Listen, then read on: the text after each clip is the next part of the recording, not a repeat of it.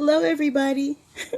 As everybody comes in, welcome to Milk and Cookies with Mama Carla. It is a very, very hot day. Yes, it is. It's a hot day. It's a beautiful hot day, though.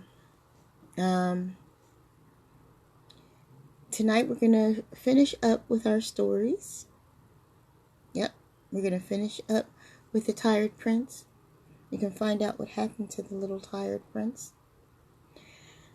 How's everyone tonight? As you come in, give me a wave. If you're watching this on replay, I hope you enjoy it. Please share it with everyone you can. And thank you for your support.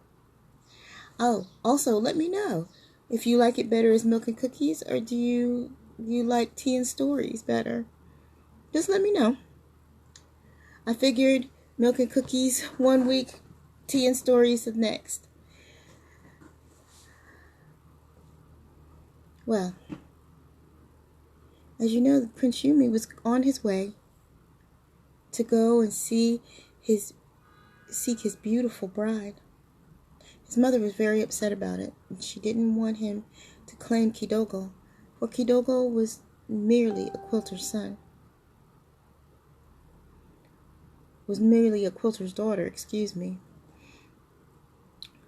But she was given to Prince Yumi by the Creator, for the Creator had meant for the two young people to be together from the time before they were born. But you know, sometimes we think that we know better. Well, Prince Yumi had gotten to the festival. He was on a horse and he got down off of his mount, and there the two winds waited for him, the east wind and the west wind. The east wind said, "My beloved, you must make sure that you hear her music, for your Kidogo will ask that each that you speak to sings. And remember, do not forget to look for the moon, for those are the symbols that she has put around her, so that you will know that it is she. I will know her. It does not matter that I will only see her eyes, for it was the custom that all the girls be covered. Their mouths and everything would be covered. The only thing that each suitor would see was their eyes. But he knew that he would know his Kidogo, for he loved her eyes. He remembered looking into them almost every night of his childhood. "And don't forget," said the west wind, "don't forget the hot soup." "And she will have things that are heavy and quilted, for she is a quilter's daughter. Her father is the weaver, remember." "Of course, I will remember all that you have said, and I thank you both." Yumi walked through the crowd in his royal robes. Everyone bowed to him. He too bowed to them. "Honor to you, O Prince, and to all of you." Everyone tried to welcome him into their tent, because everyone wanted their daughters to be the prince's love. But he was looking for a single one. And as he walked through the crowd, he saw a tent at the edge. It was beautiful. It looked like the night sky. And on the cover of the tent was a large, full moon. And Yumi smiled. He walked into the tent, and there sat the weaver.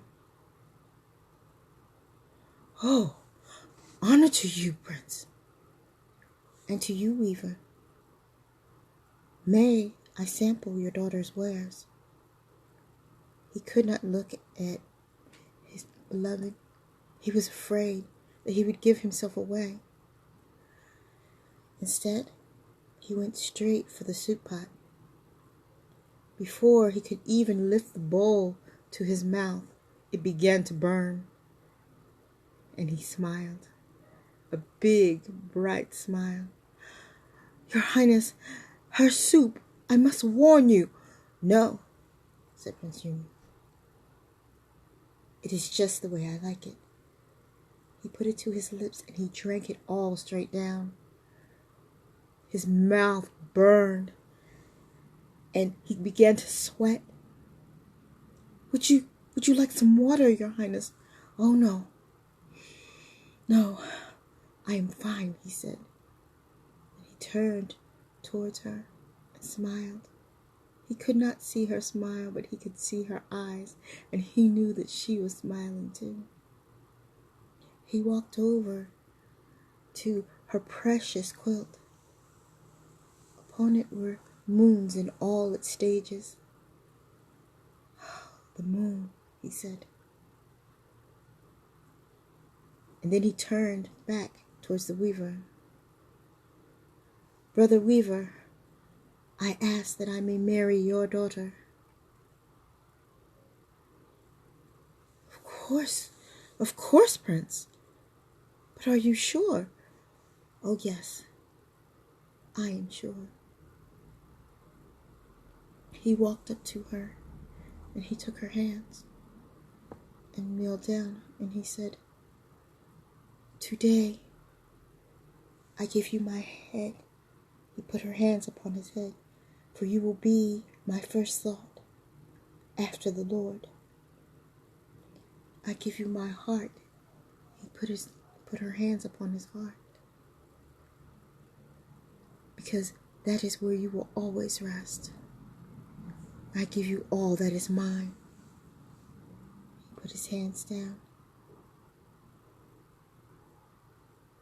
Her mother came from behind a curtain, tears streaming down her face, for she had remembered what the west wind told her, that the Creator had meant the two of them to be together, and that she was not to fear. She helped to remove her daughter's shawl, and underneath was Kidogo. She was more beautiful than she was as a little child, still small and petite, still with a round face and a smile like the sunshine. And he said to her, I love you, Kidogo. And I you, Yomi. And I give you my womb that we may have children to do good things on the earth.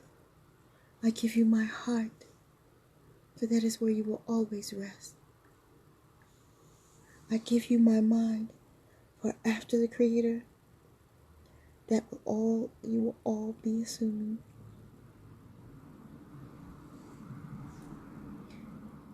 And thus her father gave his permission. Yumi took her by the hand and walked out through the crowd, and everyone cheered. Some scowled because they wanted to be Prince Yumi's wife, but none would complain, for Yumi was a good man. He put her upon his horse, and they began to ride towards the compound. All of a sudden, it began to rain. It rained hard, and Yumi helped her down, and they hid beneath some large trees. Yumi held on to her, and they waited for the rain to pass. And then he looked into her face. She looked sad. What is wrong, my beloved? Oh, Yumi, I do love you. And to be your wife is the greatest thing that I can think of. But your mother, she hates me. How could you marry someone that your mother hates? My mother will see reason. You are my choice. You are my gift from the Creator. If she says anything against you, she will be silent to me. Yumi, I still do not want to be the one who keeps you from your mother. She was your first love. Perhaps, he said, but you will be my last. The sun came out, and the two of them rode into the compound. The beautiful bright sunshine dried their robes, and they both looked sparkling. The king and queen waited upon the steps,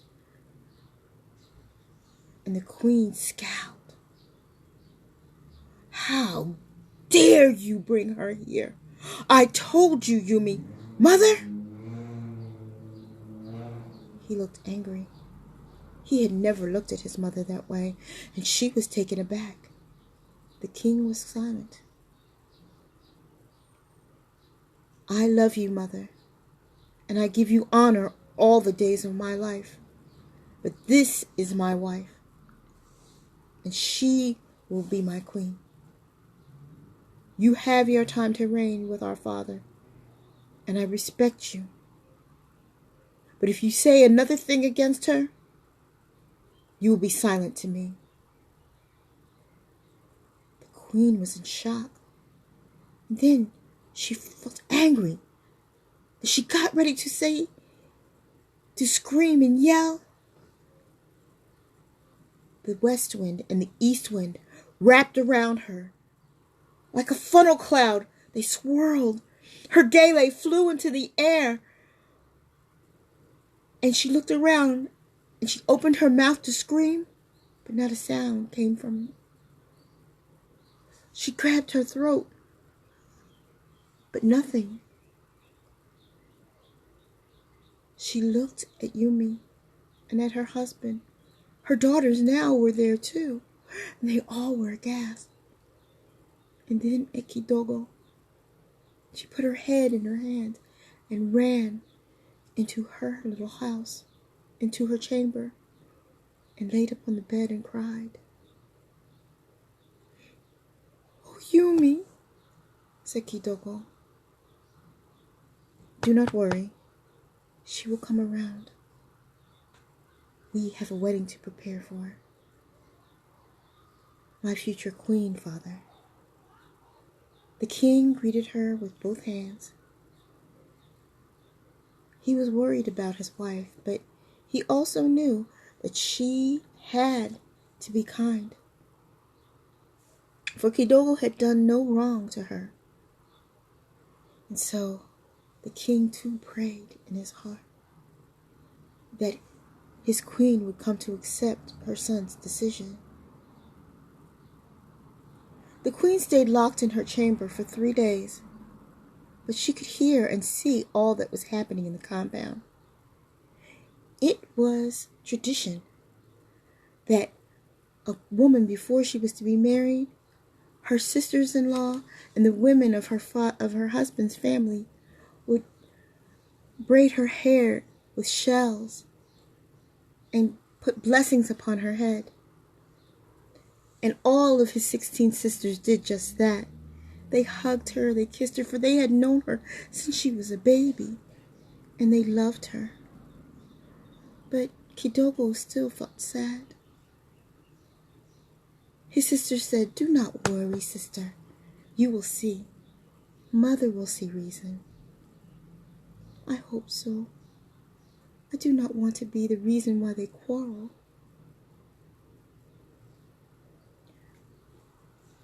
And then she waited for her mother, for it was also tradition that the mother would bring a beautiful red woven gown. Because her mother was a quilter, she quilted the bottom with beautiful golden threads. But the only thing is, when she got to the compound, she could not find the gele. "Oh, and there is no time to go and get another one. I will be married without a gele," said Kidogo. And she felt even sadder. Now the queen had been listening, and she had been praying. The east wind came to her and said, "Beloved queen, all you have to do is to show Kidogo that you are sorry, and your voice will return. You must accept your son's decision." Well, the queen, as she had watched Kidogo with her son and with others, she realized that she was a beautiful, wonderful, amazing young woman. and she did not know why she had been so harsh. And she was sorry. Truly she was. And when she heard that Kidogo did not have a gele for her wedding, she went to her own closet and looked through it and found her own royal gele, the one that she had been married in. For you see, the queen had not always been a queen. There was a time when she was a village girl too, and she remembered that. She picked up the gele and she walked in the middle of the women as they sat. She went before her daughter-in-law to be. Kidogo looked up at her and bowed to her. And when she did, the queen took the gele and wrapped it around Kidogo's head and kissed her on the forehead. And when she did, the east and the west wind wrapped around both women and swirled, and everyone stepped back. But when they had gone, they heard the queen say, "I am so sorry, my little Kidogo, and I am proud that you will be one of my daughters too." Yumi was so happy, and so was the king, and so were all within the palace. The wedding was a beautiful feast where everyone in the kingdom came. Now, Kidogo and Yumi, they were a happy couple.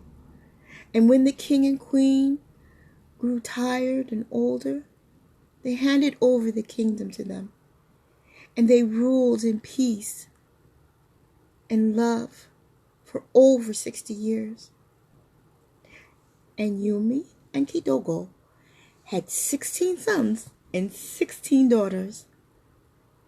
And all of them talked constantly about everything and asked questions, much to the delight of their mother and father. And all of them sang every night to one another as they held hands. Oh,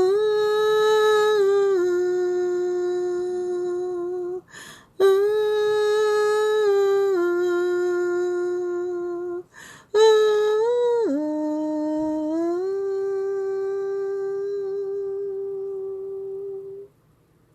Ashe, Ashe. Now, did you like The Tired Prince? It's one of my favorites. Oh, somebody asked me once, where did I get the name Yumi? Well, I have a dear brother friend named Yumi Odom. He is the founder of the East Coast Black Age of Comic Book Convention and the Freto Haru Institute. We are like baby brother. He's my baby brother from another mother. And I'm his big sister from another mister. Yes, I am. And we have been friends for a very long time. And when I was looking for a name for my little prince in the story, I thought about him because Yumi, first of all, Yumi's name means Prince of the Cats, which was enough to make me want to use his name. But also because Yumi was really smart. And he's not a huge, tall person, but he has multitudes inside. And that's how Prince Yumi is. Now, Kidogo. Kidogo means just a little bit in Kiswahili. And I really got Kidogo from a combination of women. Kelly Sparrows is one of those women that I kind of modeled Kidogo after. And other women who were quiet and gentle and talented, but not showy, but would stand up for themselves in a gentle spirit. And I think that it's important that children hear stories about people getting along and people settling their problems with love. That's why I wrote that story for the little ones. And it always worked. It always put all the children to sleep. Even the ones that were little rowdy kids that used to keep everybody else awake would relax and go to sleep when they heard that story. So I'm very proud of that story, and I'm so glad that I got a chance to share it with all of you tonight. Now, I asked a question. Are there stories that any of you would like to hear?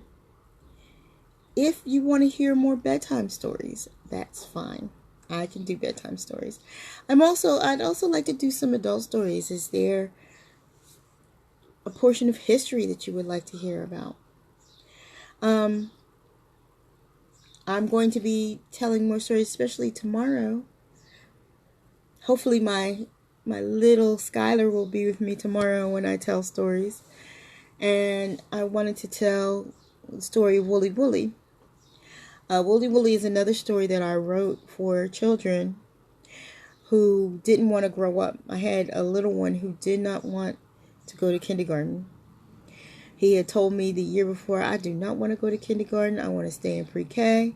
Everybody knows me in pre-K and they love me. But they won't love me in kindergarten because they're mean in kindergarten. So I wrote Wooly Wooly, which is about a little caterpillar who doesn't want to be a butterfly. But you'll hear more of that tomorrow. But if you have stories that you want to hear, types of stories, please let me know.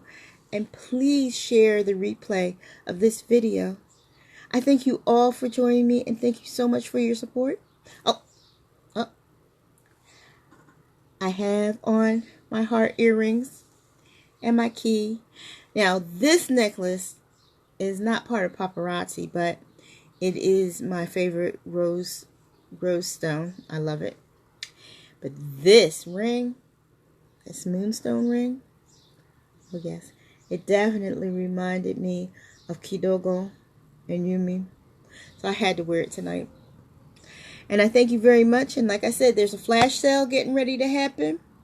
I will make sure that I put the announcement out there for my paparazzi jewelry. $5, lead and nickel free. Wonderful jewelry. I love it. I wear it all the time. It's comfortable, and I have very, very sensitive skin. So if it doesn't bother my skin, it won't bother yours. And I thank you so much for your support. And I welcome you back tomorrow for more Milk and Cookies. Thank you. Night.